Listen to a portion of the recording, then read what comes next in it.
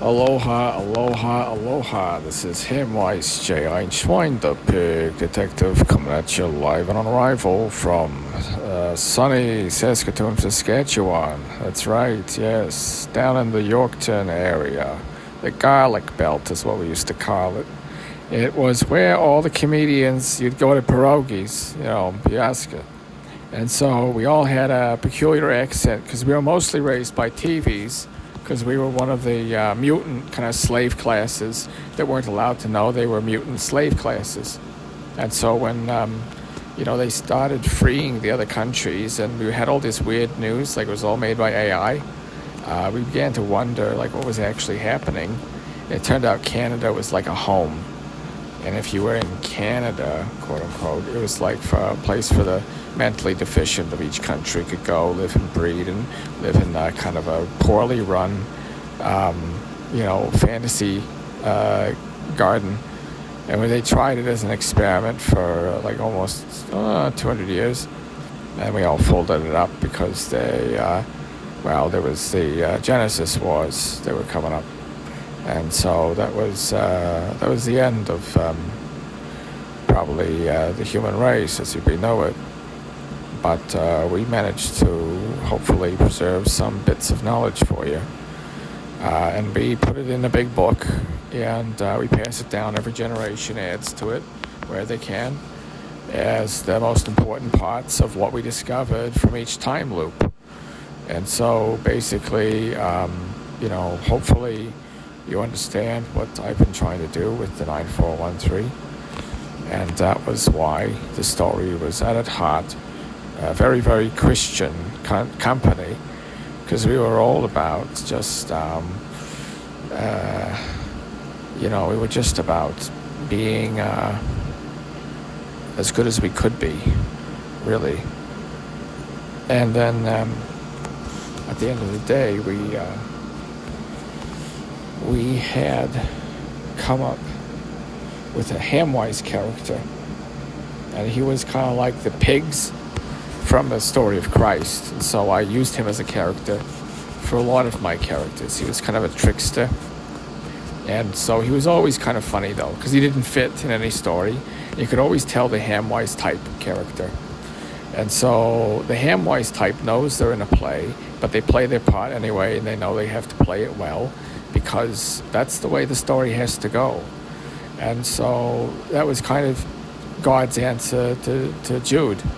And so Judas, looking back, would choose to make the same decision every single time, because even a billion trillion years in torment is still closer to zero than infinity.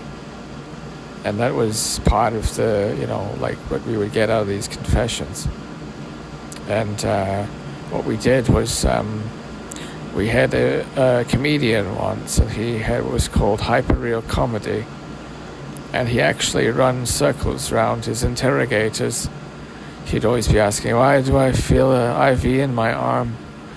And they'd be change the topic and try to pretend that there's no IV in his arm. And you're not in a coma right now.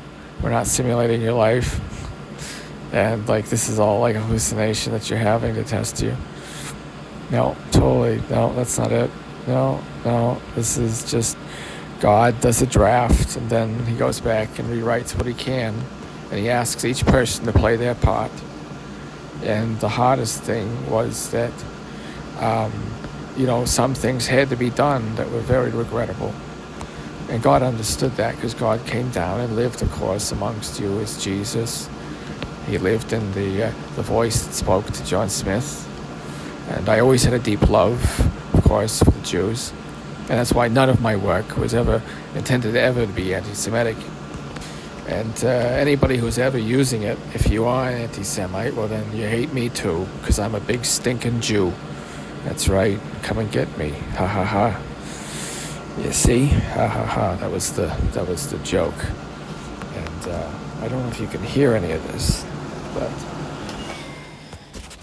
geez, it's really hot and we've got a wildfire going. So I'm going to, it's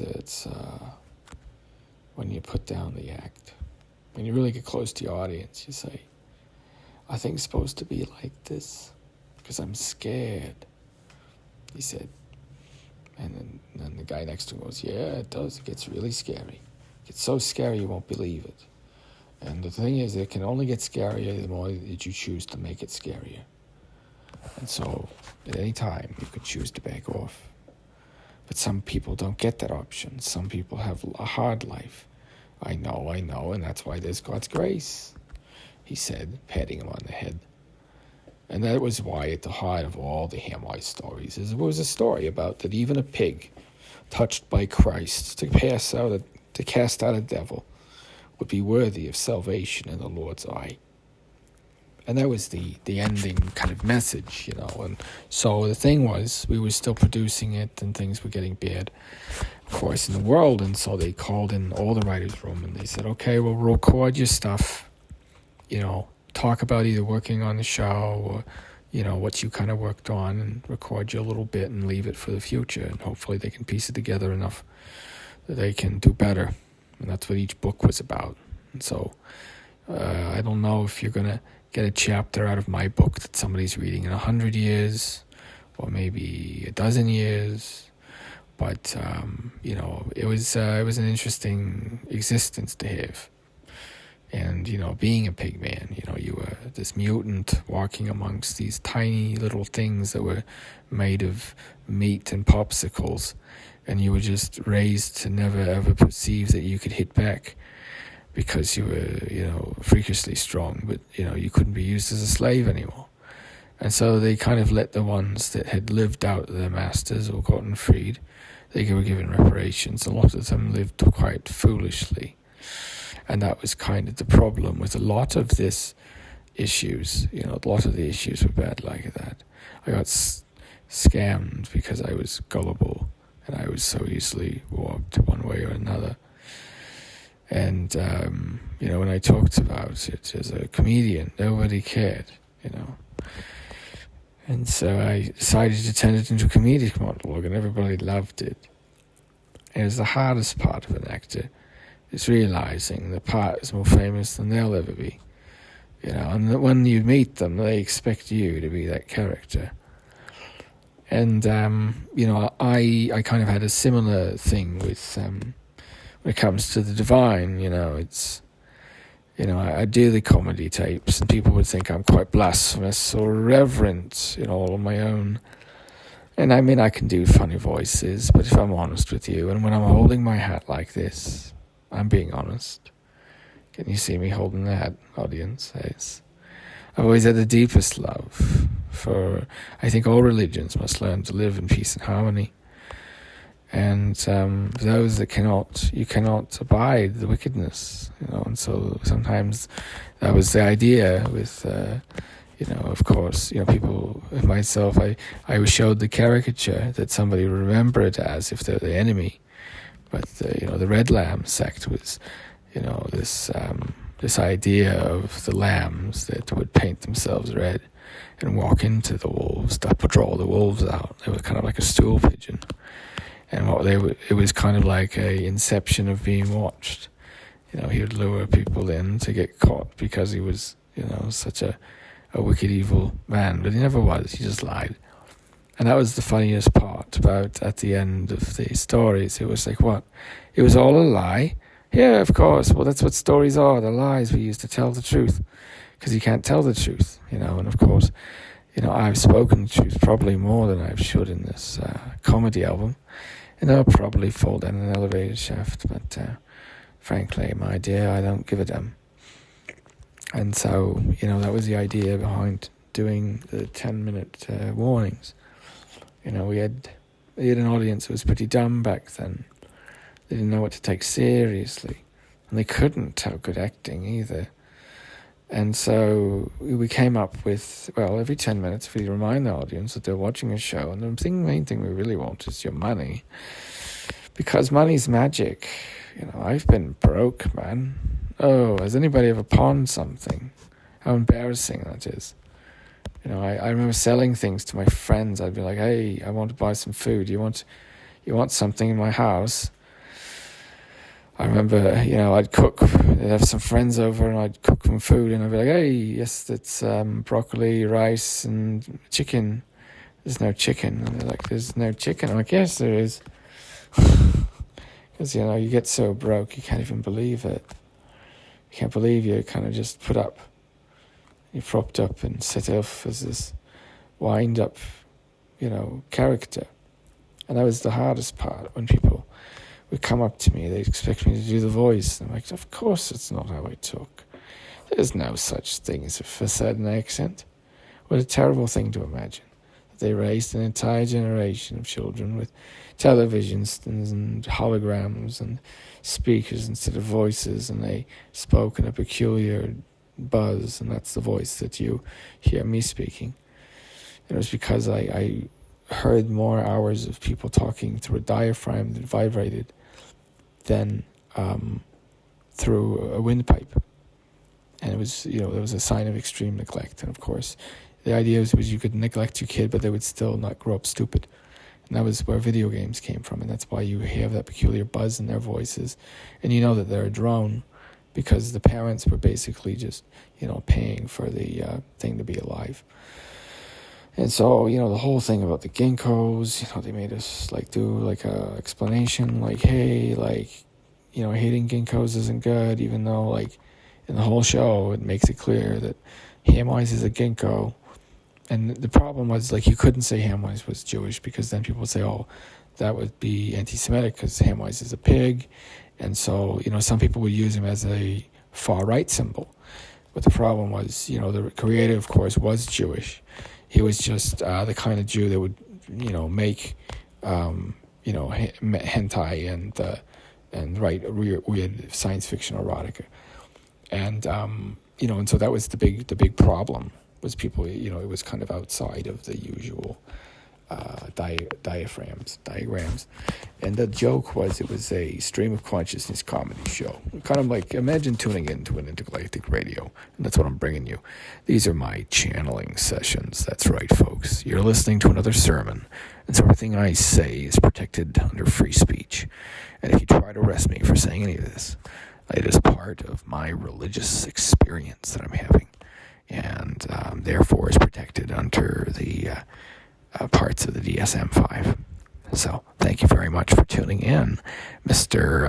FBI agent or whoever you are, police officer. But as you can tell, as both this is meant as a comedy. I mean, it's about a pig that, do you remember the episode when I told people to pee and poop in their gas tanks? I had to make sure people did not know I was serious. He's a joker. And so when I finally would have the heart-to-heart episodes, people would say, well, Hamwise was, anti-Semitic. It's no, farthest thing from it. And part of the whole Hamwise character, of course, was it was three little pigs in a trench coat, but for you couldn't hire three midgets because of DEA laws. You couldn't hire three midgets at the time because that would be racist or whatever, right? And so they just hired a big fat guy that was kind of lumpy looking and got him to wear a trench coat and a mask on stage when he would do the acts. And it became this thing. You would get anybody could do a Hamwise show. It was like the Aristocrats. It was the joke you couldn't tell. And, I would tell it. But, of course, when I'm storytelling, I F and Jeff. But in my personal life, I would choose not to. And so that was the idea behind doing the comedy show was, I got to be a bit more creative, a bit more silly. And then people would, of course, listen to it, and they didn't know what to make of it. And of course, I had so many calls. I had somebody come by my door, oh, are you okay in there? And it's yes, I'm trying to make art.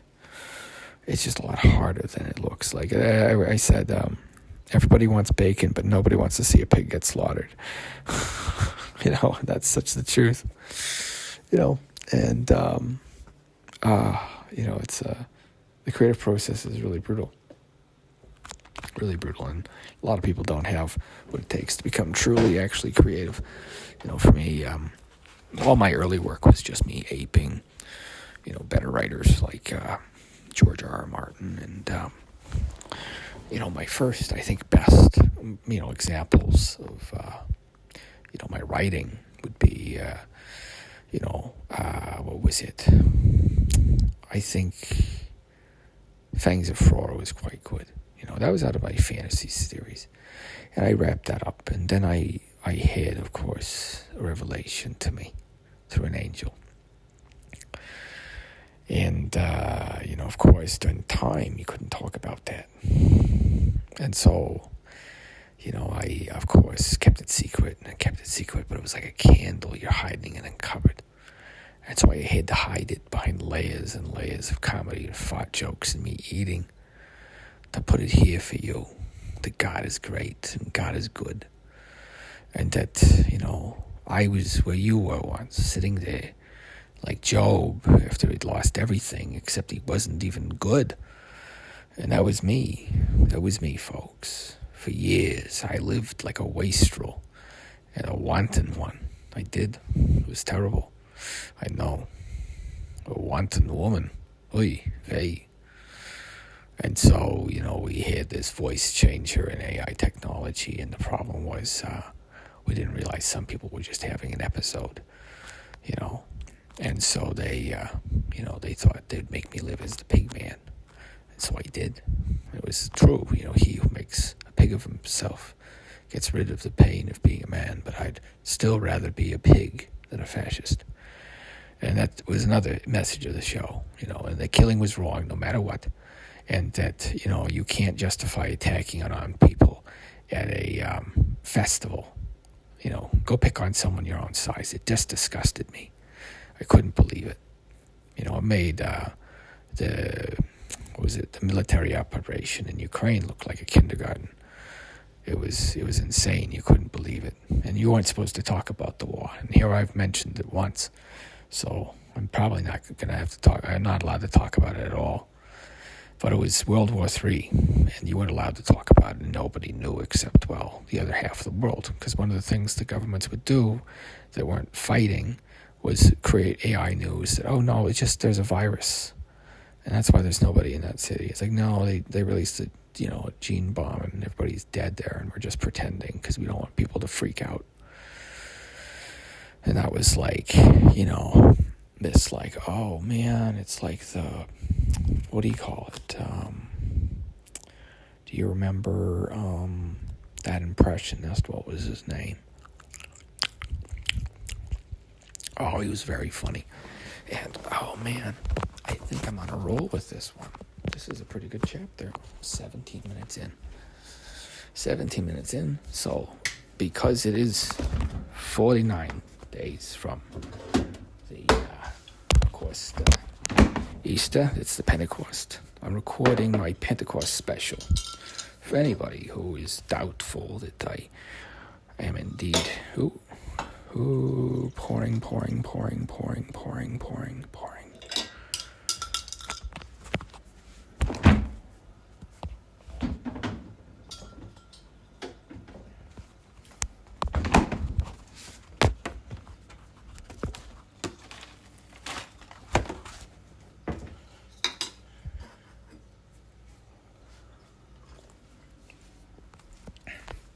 pouring. Yes. Grand. Yes. And of course, there was the whole Grand Delulu thing. And you have to understand the joke is, of course, not the, I always had too much love for it, and that's why I talked about it, because it was so good. And, I had posted it, and it was this, funny instance of your membership card. And it's all just about the treasure. That's what I'm making fun of. That I'm going to win the treasure. And people didn't get it. And, of course, people took offense to it and made it into something else. But I didn't even know it was that thing that day. I made that all like a month ago, posted it. I didn't even know that was in existence. And so it kind of ended up being a funny coincidence. Same, of course, with the name, which, of course, there was the Tara Garrett thing, and then Tara Garrett Ford thing. And, it's like there's a fan that names their kid it and sees if they never raise it, around any of it, would they instinctively write the same stuff? And, that was kind of like one of the questions, right, of ethics of time travel. So that's the idea, is your submissions. This will be the first collected submissioned book of arguments for time travel. And you can submit your book, or your chapter to the book. And, it's like you have to kind of hide it with symbolism. And so, what I would do,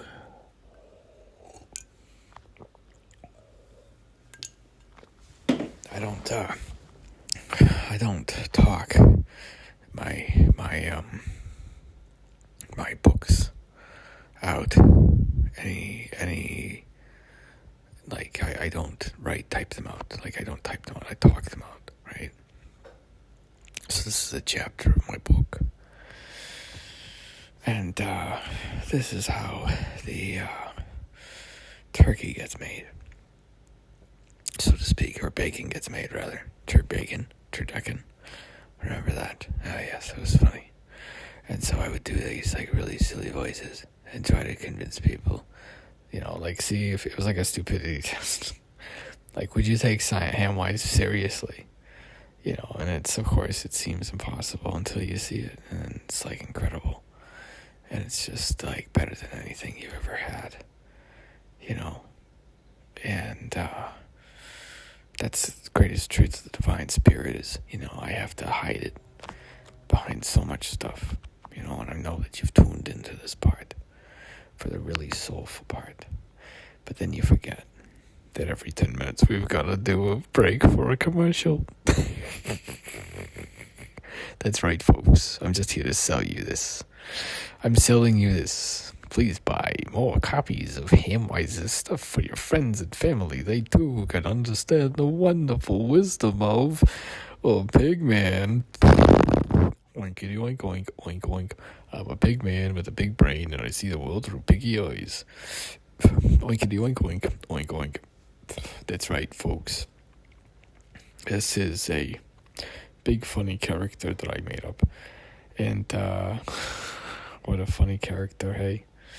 It's funny being a character, because nobody's actually like this, I didn't realize I had a stroke, and I sounded quite funny, and so they made a VR program so I could live more or less a normal life, but I could feel the IV in my arm, and I wanted to wake up, because it seemed like a nightmare, and I finally woke up, and I was grateful for being woken up, and I forgave everyone.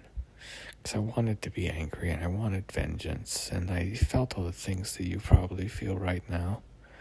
After all, I suffered as much as I suffered, Hamwise said, shaking his head. And if you know who I am, then you know who's saying this. I'm sorry, but it was really hard. And I lost a lot of hope. But I never got to have faith. After that angel appeared before me,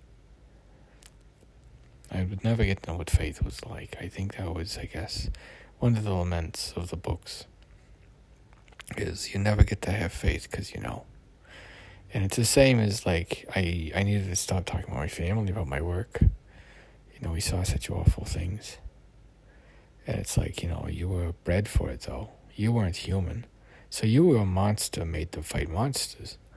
And that was the greatest thing about being a pig man, I had to protect the squishy, soft little humies, and their minds were so small, and I was so easily occupied and so terrified, and I did not like it, because I was often alone.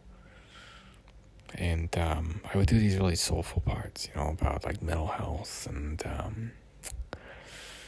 all these other things, but at the end of the day, people would forget. that every 5 minutes I have to remind them that it's just a show and to chill out.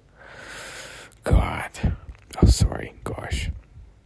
I don't F and Jeff on this show.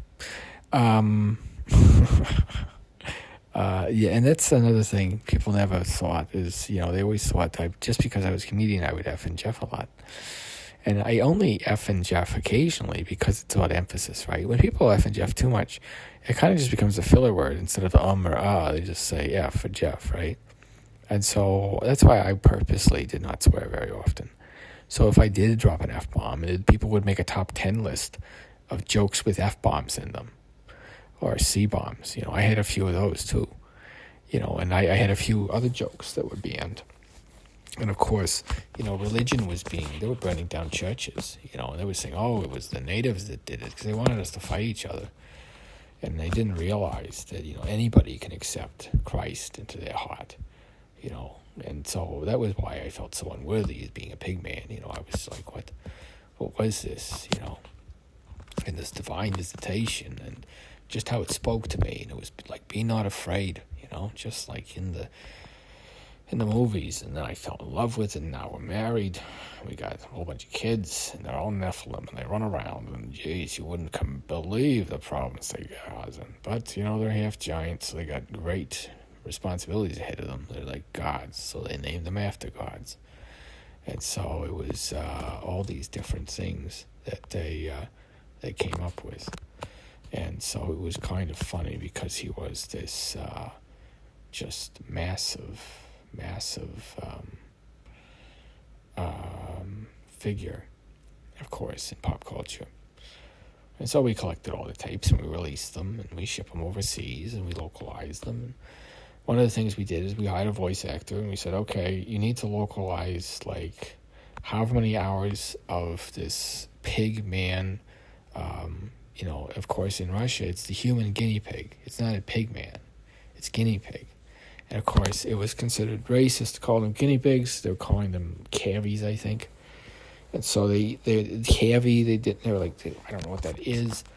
And so when the localizer was translating it, they took liberties with the script. And that's how we ended up with the pig man.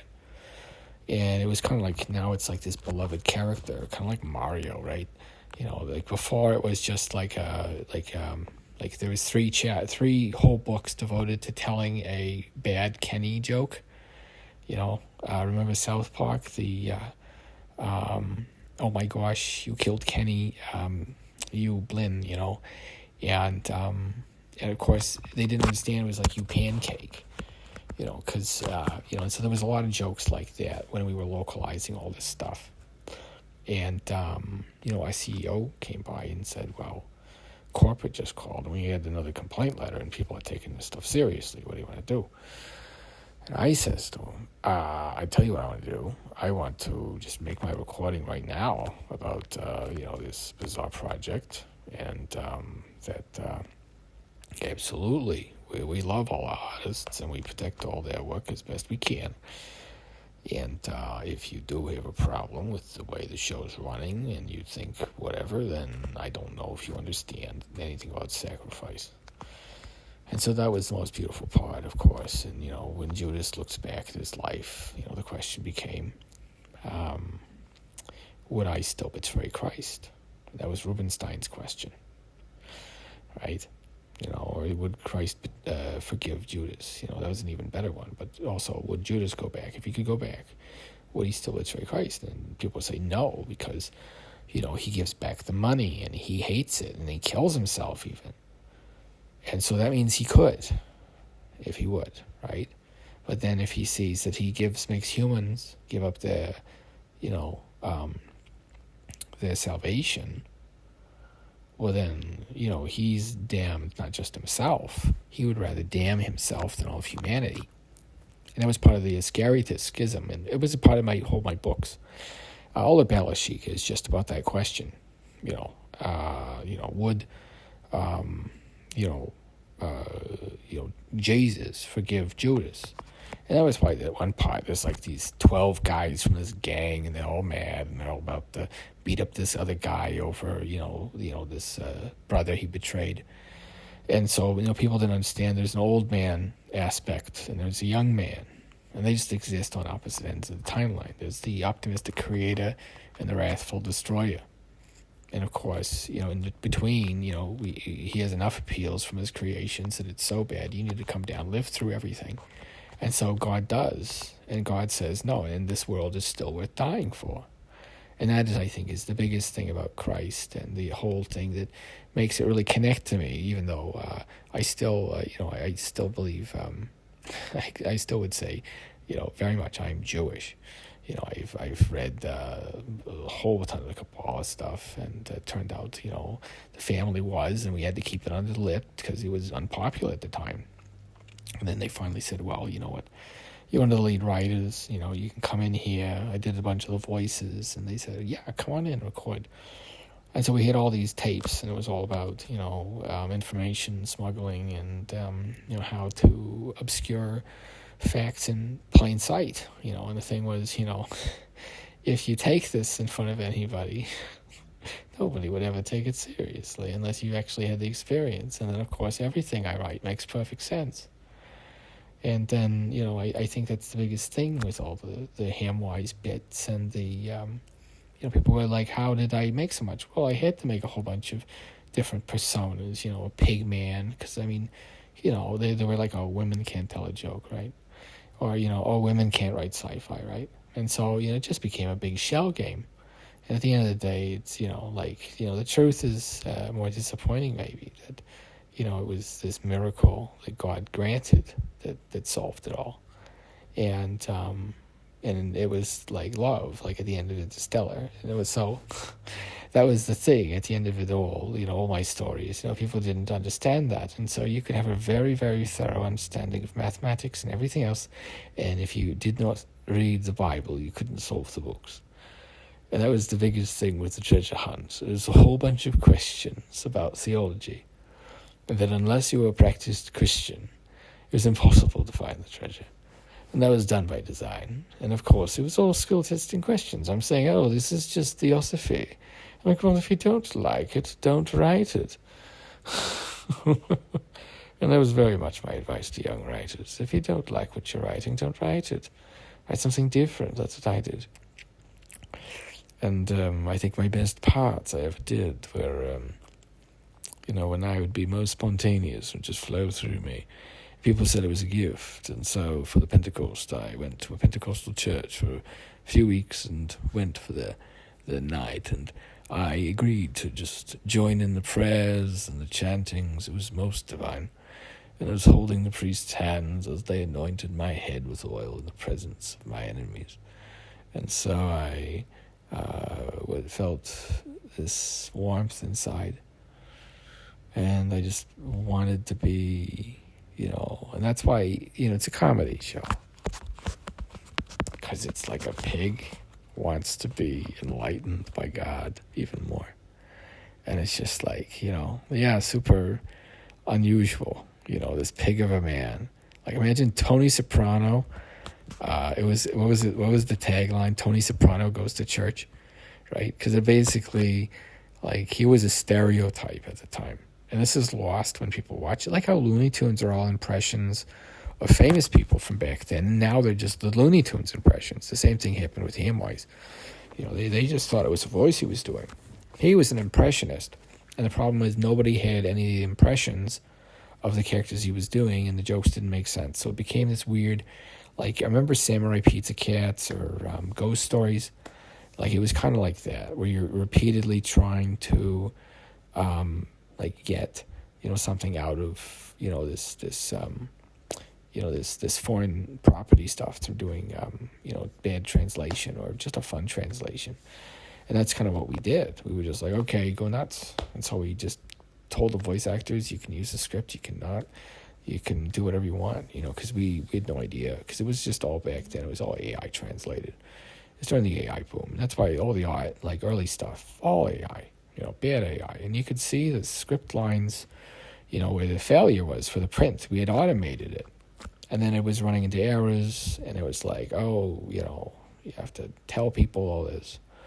And it was all about this disclosure thing. It was, it was randomly generated. Of course, and everybody would say that. But the thing was, some stuff wasn't, and it was really weird. And that was the thing that the whole AI gen thing they were pushing for, was that it wasn't that the stuff that you would expect would be AI, because once after Q Day happens, everything's going to be released. So they were like, well, we need to get out a ton of weird stuff.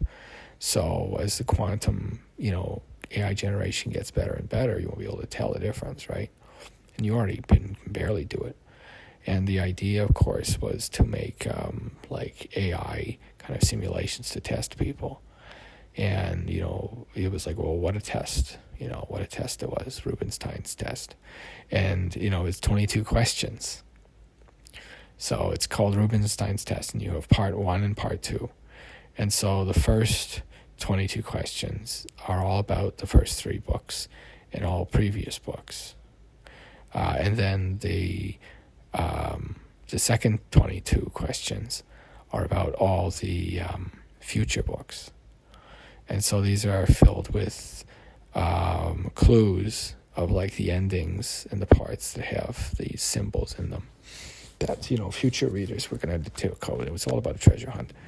And so it was kind of like a reading comprehension test. So that, and then of course people were like, oh, you can't do that. And he even called that they would do that in the first books before he'd even let people know there would be a test. And so it was kind of a joke, because it was like, no, well, how did he do that? And of course the answer was, because time travel works and Christ is real. And, it was like this, it was such a very interesting experience, to, be, in the presence of the divine. And it completely, destroyed my mind. And I mean, I'm still not the same. I know I'm different, and I try to be the same, but I can't. And it's like I'm faking being this big gorilla man. I don't like it, because it's like everybody expects me to choke them and stuff. And it's like a nightmare. So I just kind of each day I'm like, okay, here we go again. And it's always these women cuckold me, or I'm married. I'm like, no, go away, woman. Or choke me. And I'm like, I haven't even kissed you yet. And I don't kiss before 3 months.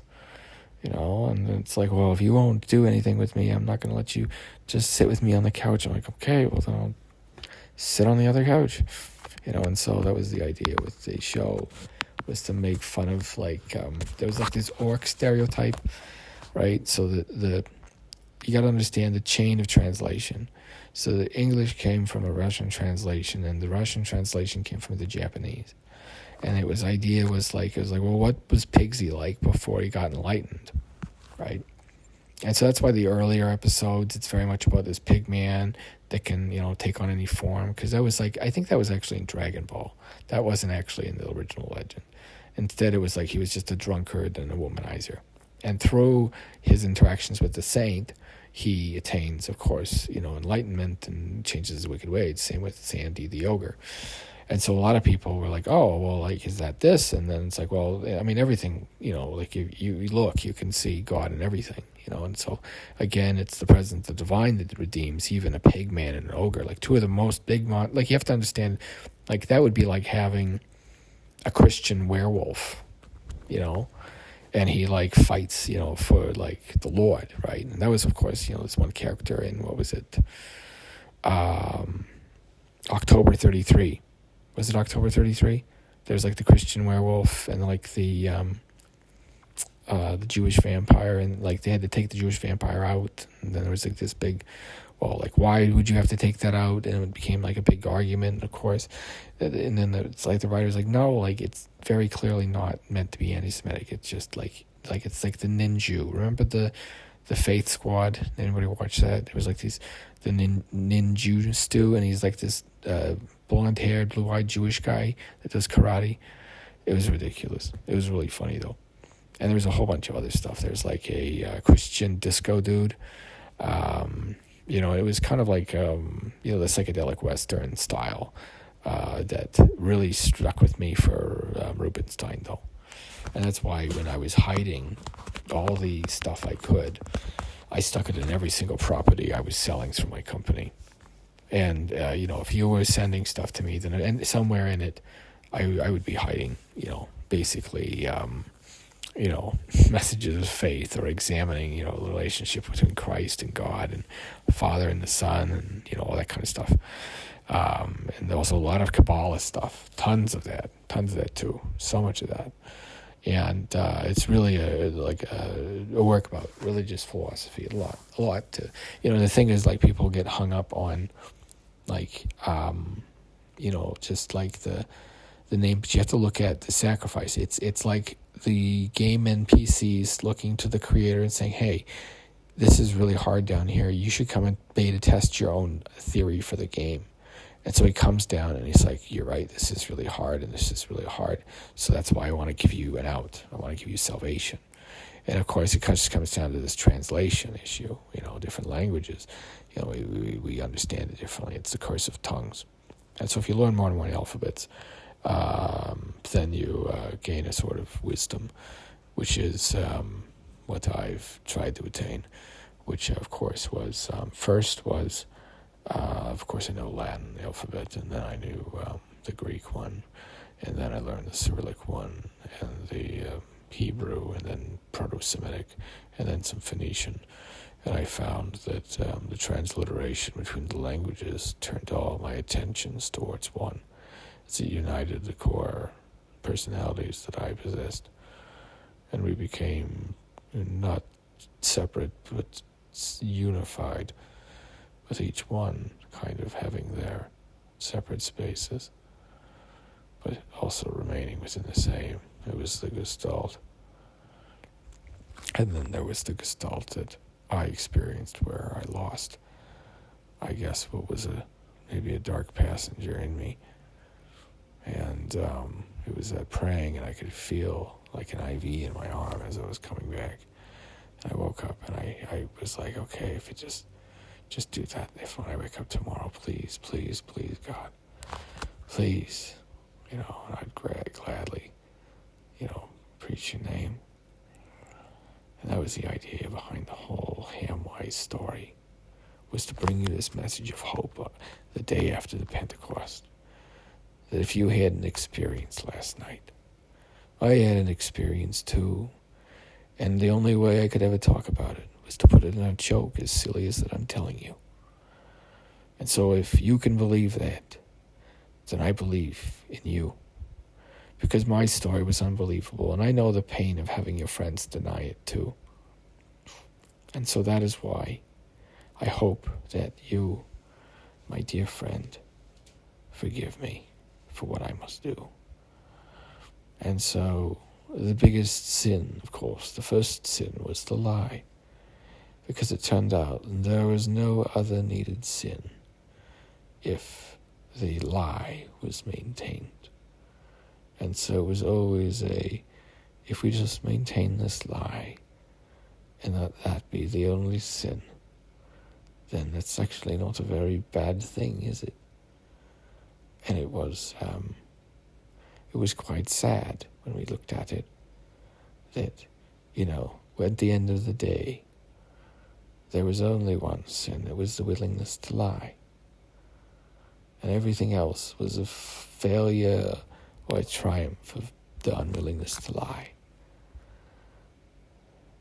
And that was perhaps the only freedom, was to speak the truth. And though it was difficult to talk through the stroke, I realized eventually that I had had a stroke. And I was talking like that constantly. And it was kind of weird to be like, geez, was the stroke that bad? Like, I couldn't remember people. I couldn't remember people that I had seen for months or weeks. I don't know. He's far away now, they said. And they pointed down the road, because they'd always try to catch him at the Tender Studios. But he was like Wile E. Coyote. It's like, Hamwise J. Einschwein, when does he come by here? And they're like, what are you talking about?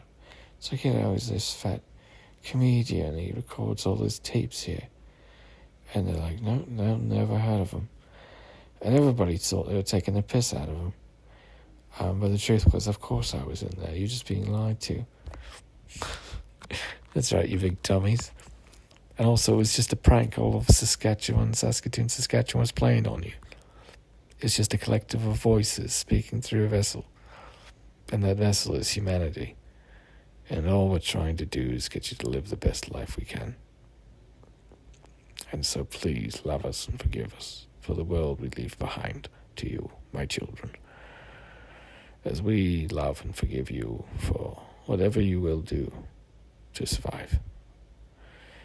9413 Incorporated is a survivalist channel devoted to 10% survival, the best outcome based on the use of our products. 10% of humanity should survive. If there's an increase to this, then please note a difference in your company that can do better rate of survival for humanity. Of course, that means there will be only 9,413,37667 humans remaining.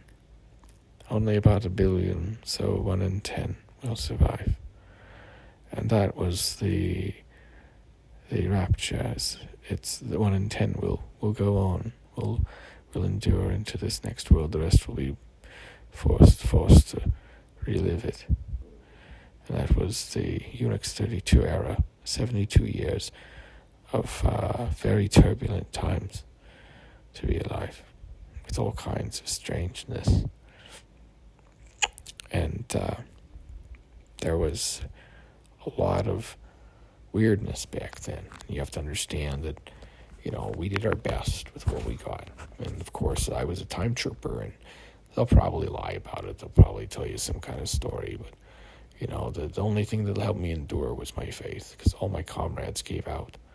And that was the truth of it. That 1 billion or 1 million years in a torture simulation are still closer to zero than an eternity with God. And I would repeat them as they kept me inside the simulation for trillions, for millions, for billions of years. And I just would smile at them. And I realized why they feared me and why they kept me caged. And that was the truth of the Hamwise show. Of course, it was about a human guinea pig. And I did the impressions the best that I could. Because at the end of the day, you know what? I wasn't actually a professional voice actor. That's the honest truth. Yeah, I could do some funny voices, but I could never get a chance. And so that's why I ended up doing the tapes I did. Because I had a stroke, and my voice was ruined. And so I wasn't even, being able to do anything anymore. Because I would talk kind of like you've been listening to. It goes up and then it goes down. It goes into one voice and then another. And it's kind of strange to have happening. You have ba-doop, boop, boop. Pew, pew, pew.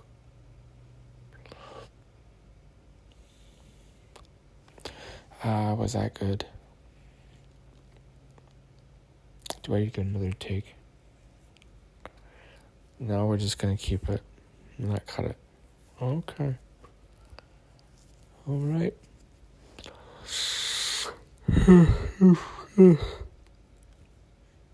Okay. Well, I don't know what's going to end up on the cutting room floor. Part of the comedy is, of course, showing this to people and seeing if they take it seriously. See if they've had a spiritual experience. But do not cast your pearls before swine. If you know this person that's before you is a minion of the Dark One, then learn sign language. They can't hear hands. And understand that these demons are quite stupid, fortunately. And you can easily run circles around them. because they're evil. They've got devices, so they're easy to control. Just don't look at them too long. They're demons. Remember that.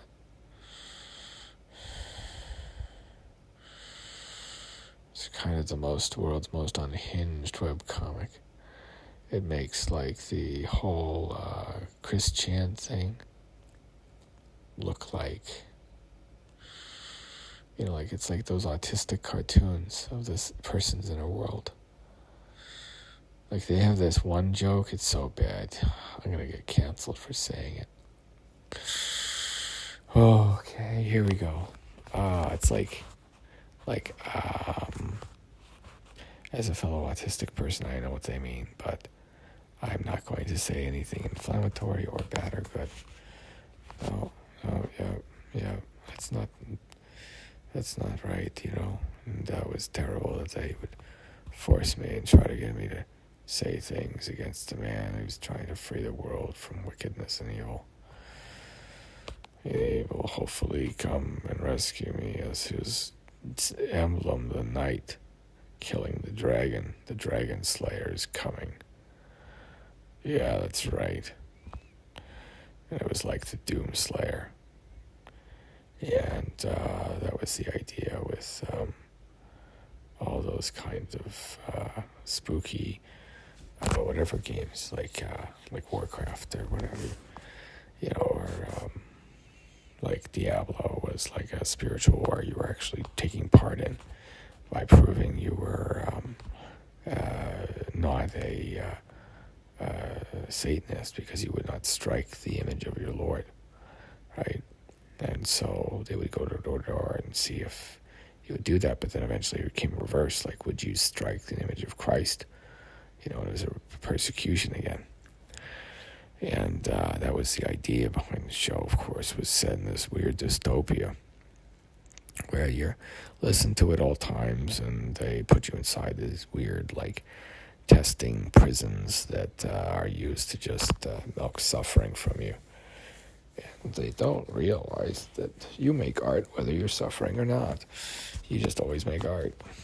And so people are like, oh, his best work is the black paintings. But I got really, really tired while doing it because I chatted for like an hour before I did this one. And that's when it starts. It's kind of like that. It just flows out of me. And you know what else flows out of me? Money. So you should send me all of yours. And that's what I've been doing this for, man. Doing it for the money. And it's because I give money to things I appreciate. And so if you can't afford anything, then of course, listen for free. Listen to your friend can show it to you. You can listen to it with them. You can talk about the message, of course, of Christ, of God. And what does it mean, for if God's willing to save a ginkgo man? That was kind of the idea, of course. People were like, well, it doesn't make much sense. Like, doesn't he, like, kill God in, like, the book, right? He's like shoots him in the face or something. And it's like, well, no, that's like Leibniz. That's a pretender.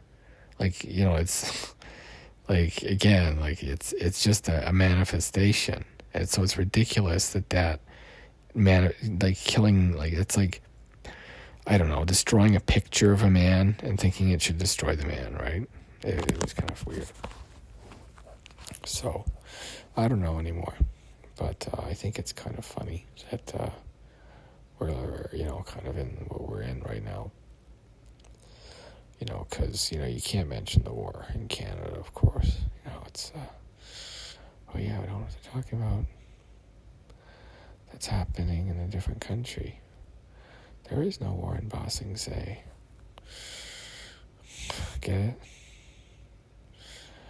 Yeah, there's like 5 people in the audience right now that gets it. And this is when I do my voice really low and soulfully. Draw you in like I'm going to tell you a secret. And that I got something hidden for you. And that I'm actually just being authentic to say that I'm tired. Because I've been talking continuously for an hour.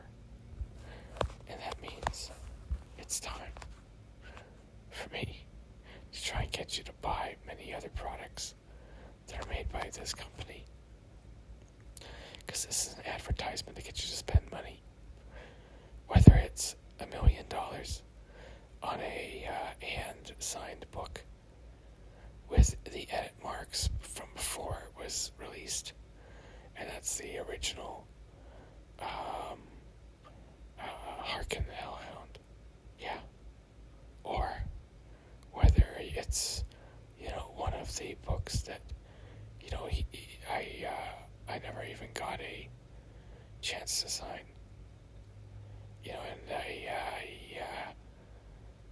And when I think about it, it's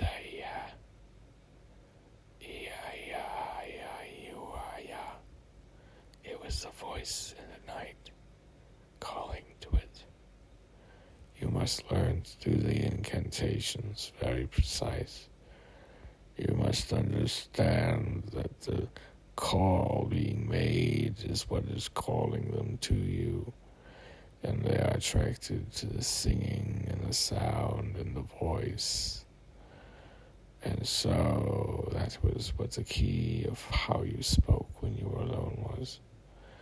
And mine was an example of showing what could be done if it was spoken aloud. And so my deepest wish was granted. Inside my heartest of hearts, that I had spoken to my dear brother and my best friend Darcy about. And so that was my truth. It was really weird to admit it to somebody else. And to be okay with that. And I, it's like, just give me more of that. Like, I don't care about any of this other stuff. It's like, and you can't not include it in all your work. And that's why all my work has always just been fingers pointing to God. So don't get too caught up with the finger or the style of the hand.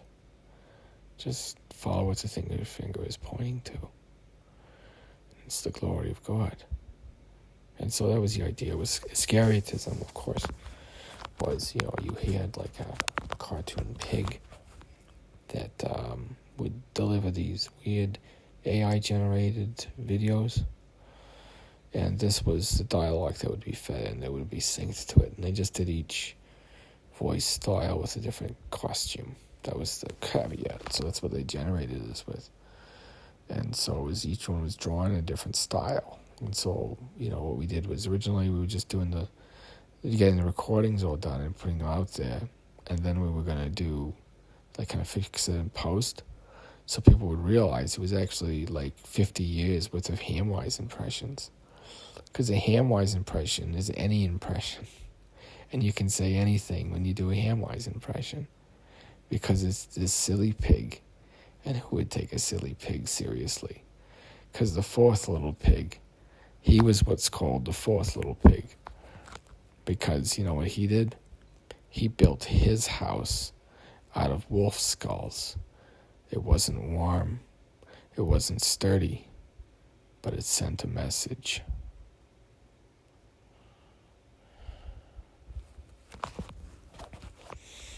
And that was the kind of the truth of the matter at hand. And so we came across a glorious sight. And that was my battery is low. And it's also time for a 5-minute warning. That if you take anything I say seriously, you might be on my most wanted list. Most wanted for being a dummy. Hi-ho. Waka waka waka. I'm here all night. Try the Borscht. Try the pierogies. It was the pierogi belt. Everything has garlic and pierogies. And it's like you just eat it every day. And I'm serious. I literally eat pierogies almost every day. And it's you can't believe that you're a stereotypical Saskatchewan person that wears a bunny hug, but you are. You're a basic bitch. And it hurts. And you never realized it until one day like your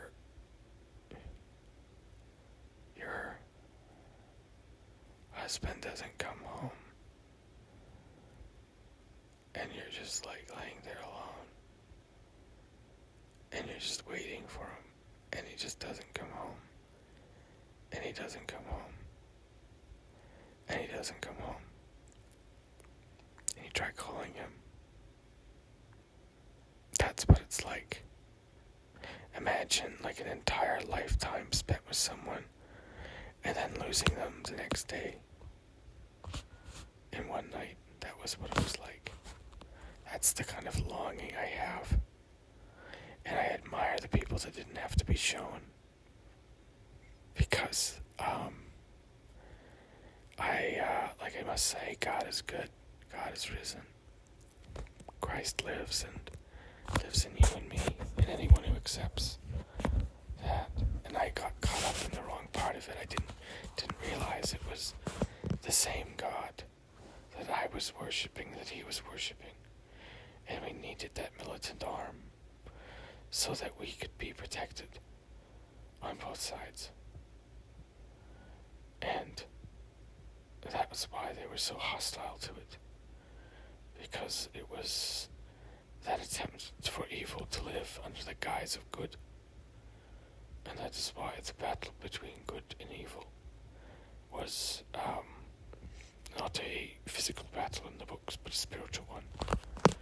Because you have to understand that the greatest victory in a time war is that the enemy changes their mind. If you change the enemy's mind, you've won. And that was the idea behind the Hamwise soft power targets. If you receive this, then you're one of our soft power targets.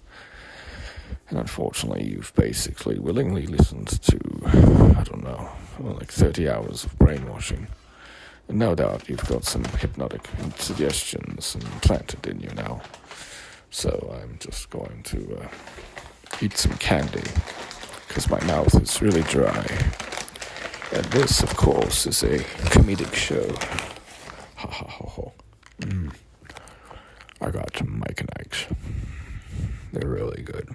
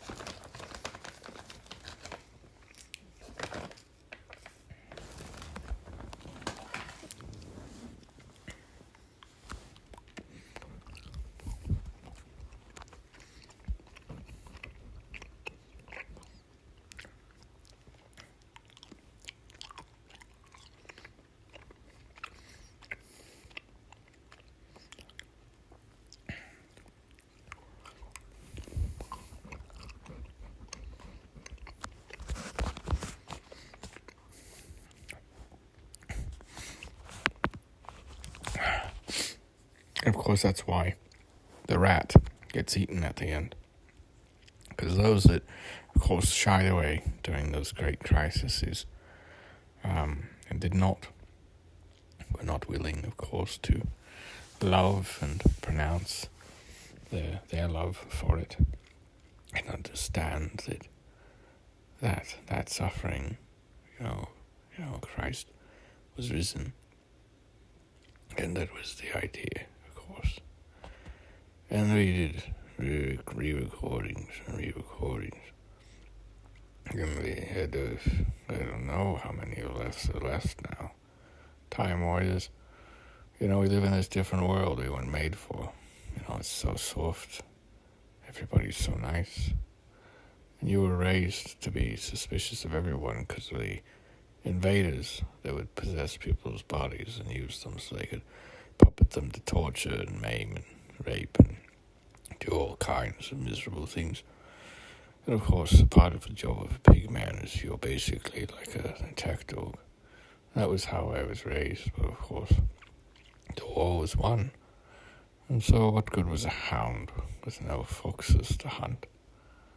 And that was the idea behind I did not have a voice, I just repeated the noises I heard from a colored box when I tried to communicate. And so I ended up having a funny accent. And this is what it sounded like. This is what advanced autism can be like. They're like, you can only puppet what you do heard. And when you try to speak in your own voice, you can't because you've never used the windpipe to talk. Because you can talk like silently by vibrating your cheeks and your tongue. You can talk in a different tone of voice, and that's what I usually do. And where I try to use my windpipe, it feels like I'm goosing a bagpipe and trying to make it make the right noises. Which is why it was important for me to learn to speak with a Facetian accent. By vibrating the tongue and cheeks, you're able to modulate your voice in a way that mimics the sound of a diaphragm. And that was the biggest difference between the Facetian English and, of course, classical Chaucer's English or Victorian English or, any other Old English was. Facetian was basically a hyper-predator language. It just absorbed. As the species got smarter, the language just made other languages part of it. And so it became apparent that if humanity continued to get smarter, there would only be one language because all these languages were so similar. And it was the Babel solution. It was like, rather than make translators, just make smarter humans, right? And so you had these they were hothouse babies, kind of like tomatoes. You raised them learning like 15 different languages, and they were reading and writing Shakespeare by like age 10 or something. And of course they could repeat it all, but they didn't understand the meaning of it, right? And that was the biggest thing with the Hamwise show. I made it so that, if you didn't actually have any of these experiences, well, you'll never get it. Because I'm not going to explain it. And you can try to ask me these questions again. But you're going to get the same answers. Go. Biggie Durak.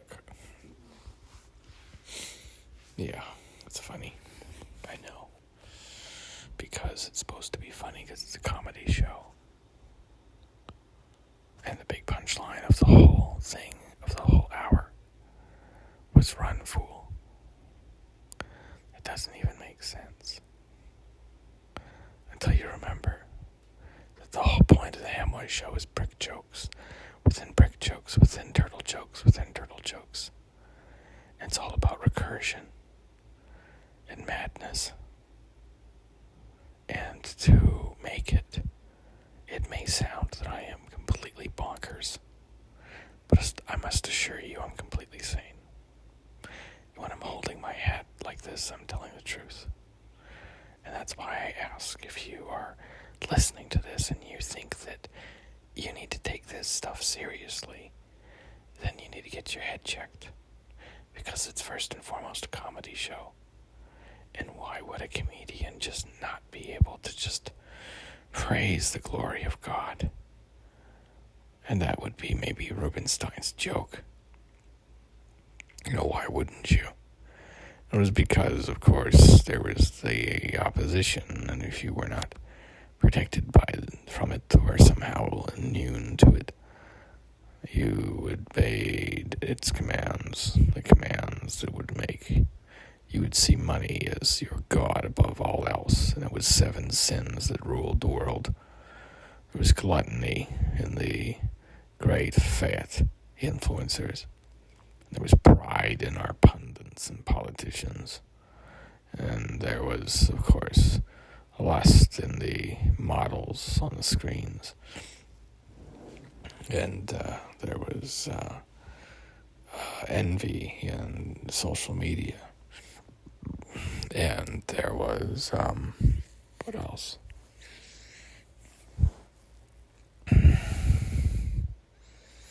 And what else was there? Just glorious glories. And that was the biggest thing, was, you couldn't joke about it, actually. You could try to pretend, but you just, at the end of the day, you just didn't care. Yeah, go ahead. Send all the king's horses and all the king's men. Humpty Dumpty is broken, and he can't put his mind back together again. And so the saddest passage of all the books, I think, that I'd written up to that point, was the part about the Chaos Warrior going to the Swan Lake, where they'd be taken care of by the Swan Maze until they died. And that was, I think the best part of it all, was the connection. I love the singing, I think, the most. And I wanted to make some parts be really soulful, so that people would buy more copies of Hamwise materials.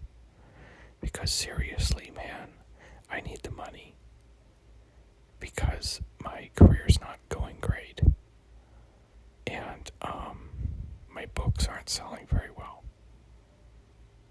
and this is going to be used as like that, kind of like the big soulful crash out, but actually it's just a marketing ploy. And I was advised by a marketing company to do this. It's called viral marketing or cryptic marketing. The more your audience has to work for something, the more they're going to want it, and the more they're going to appreciate finding it out. And that's part of why my books are full of mysteries, and why life is full of adversity. Because you're going to enjoy it more if there's some challenges. Because if you want to live a heroic life, guess what? You have to face monsters, and you have to get lost. You have to get so lost that you don't even think there's any way home. That home becomes just a memory of nothing. And suddenly all you want is to be just part of that whole again. But also separate. And so that was the solution, of course. Each is a whole but separate. And so humanity would view itself as a whole but separate, when really they were united and individual at the same time. And that was the peace of God, is God will allow you to be you in heaven, of course. And will allow you to be you in your heart of heart. And so performed miracles upon miracles of those that needed to be healed of a sorry affliction made by a freak of nature, that God went down and lifted and decided, yeah, you know what? I would fix that too. And that was the truth of the story. And that's, I think, the beauty of Christ is each person is given a question from Christ, I think. And sometimes it's a question like, my question is, would Judas be in hell? And if Judas could go back and undo what he did, because he obviously wanted to, knowing that humanity would be denied, perhaps, like the sacrifice wouldn't be made without his betrayal, because it's 13 guys, and they're not going to execute 13 guys that all kind of look the same and are hanging out together, right? And so it's like it comes down to this: you have to betray someone, and it's like, will you betray them? And the answer for most people was yes. And that's why there were so many enemies of the show. And so many people didn't think it was actually a religious sermon. And they didn't realize that it was like this this weird new age, the Book of the Pig. Book of Pigs. And each chapter was not typed, but spoken aloud, channeled directly into the book that you're listening to. Exactly how it's punctuated. And so that was the Book of the Pig. And Book of Pig. A book of Hamwise. Hamwise J. Einschwein, the Pig Detective, became this weird classic. Because each chapter was this long, rambling book of whatever weirdness. But the thing was, it was so weird that, people would actually read it as like, hey, this is actually good fiction. Because that's how it was written. And so the audiobook matched the book in perfect order and in perfect sounding. So it's kind of like a reverse Ulysses. So, like, Ulysses can only be understood if read in a certain way. So is Hamwise only understandable if you listen to it in a certain way. And if you understand what I've been talking about, all these videos, then you know exactly what that is. And it is to buy more copies of the stuff that I'm selling. And anything other products from 9413 Incorporated. Because this is all just a television spot to get you to buy stuff. And to create a viral sensation so that somehow I'll be able to get enough money to move the needle on my retirement fund. Because I didn't know what retirement was till I was 35. And by then I was so old. And so I'd always make sure to bake in jokes about my age. And the fact that I was a dude and I was always talking about big boobs and women's private parts. And, I was always making hubba jokes too. And I always thought they were very funny because it was all about also like, guess what? Part of being a servant of God is being procreative. You know what I mean? And so the joy of having children and the joy of raising happy and healthy children was considered to be a privilege, not a right. Because, in this world of plenty, how can you not? We understood there were people controlling that famine, people controlling the wars. And so now with the technology we had, we were able to, basically blackmail the universe into becoming good. And so, the moral of the story is, always eat your vegetables, go to church or go outside, and the IV is in my arm, please pull it out, I can feel it, let me wake up, I promise I'll be good, I promise I'll be good, please stop torturing me, oh God, am I actually in a torture